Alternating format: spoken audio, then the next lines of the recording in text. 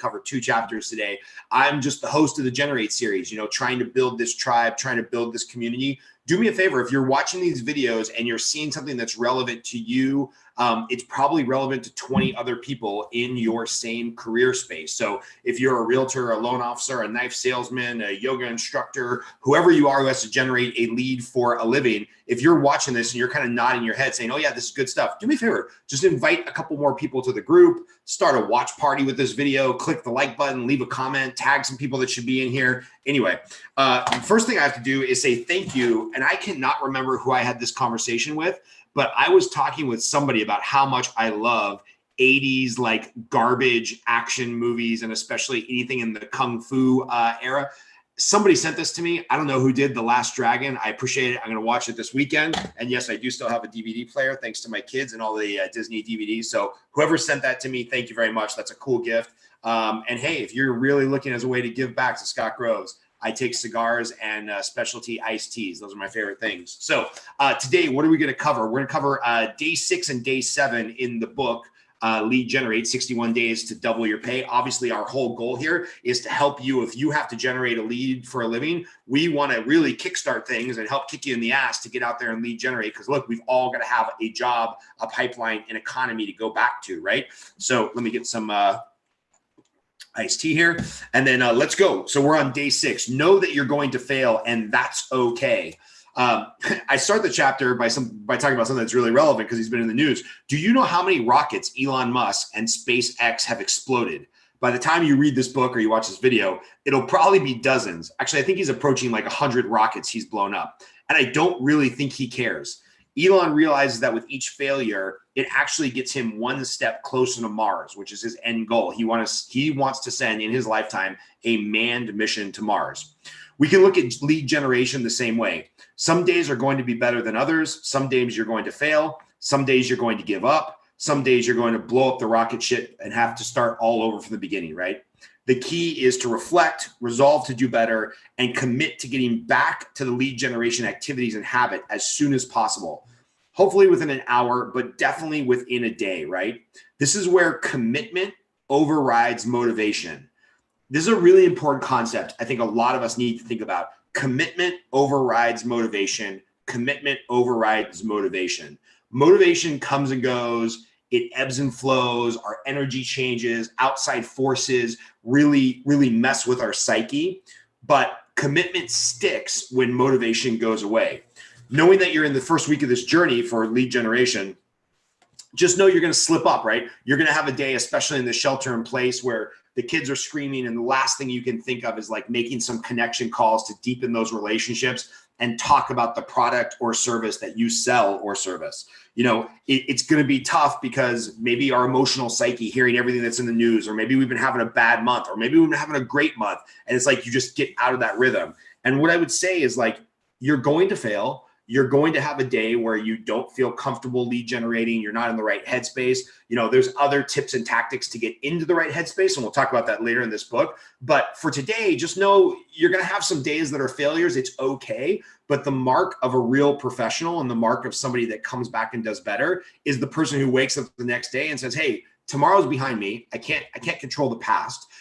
Today's just going to be better, right? I remember a really good mentor of mine saying one time, he's like, hey, Scott, when you drive, there's a reason the rear view mirror is this big and the windshield is this big, because there's no use spending all your time looking behind you and looking in the past. So just, take a view of what's in front of you. If you have a bad day, just accept the fact that a bad day is this much of your life and it's in the past. Who cares? Just get back on it, right? So that's day 6.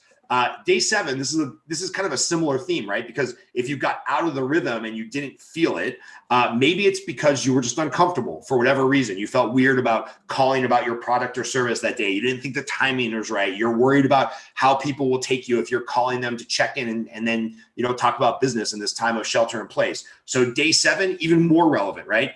Get uncomfortable.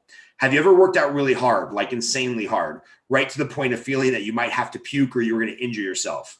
Have you ever talked yourself into flirting with somebody you really liked but thought maybe they were out of your league? Spoiler alert, I did that. She became my wife. Have you ever tried something in business that everybody thought was crazy and you made it work anyway? good stuff, great stuff, amazing stuff happens when you go outside of your comfort zone, right? When you get outside of your comfort zone, it's in those uncomfortable moments that the true growth occurs. If you talk to any personal trainer or guru or religious leader, they're like, hey man, the real breakthroughs come when you start to get uncomfortable. You can ask a business coach, a spiritual leader, a personal trainer, and they just know, and you probably know this either subconsciously or subconsciously or consciously, that the real breakthroughs happen in those moments of like, oh, I'm uncomfortable, but I set a new bar. I raised the standard. I talked to the girl. I made the business call. I ran an extra half mile, or maybe you ran that first half mile. This is when the change happens. So what I want you to think about is, if you made more of these bold choices, right? Getting uncomfortable, getting a little bit outside of your comfort zone. If you did things that you naturally found uncomfortable, committed to something that you normally wouldn't do, would it be crazy to think that you could dramatically and positively affect the course of your life and your business by getting outside of these normal practices and getting uncomfortable, right? If you're uncomfortable doing video, guess what? Like 5 years ago, when I started doing videos every day on Facebook, I felt really uncomfortable too. It's really awkward to look at a picture of yourself and talk to that picture as if I'm talking to Craig or Darren or Kristen or Lori or Miguel or Sarah. Like, it's really awkward. It's very strange. But I think because I got comfortable being uncomfortable, you're probably looking at this right now thinking like, oh, Scott's having a conversation with me, right? It's an energy, it's a practice. I wasn't naturally born to go on Zoom and talk to people. But what ends up happening is that when you get comfortable becoming uncomfortable, you just try new stuff and you click new buttons and you call new clients and you try this, and maybe you waste some money doing that and you waste some time doing that. But eventually you find the lead generation activity that works for you, right?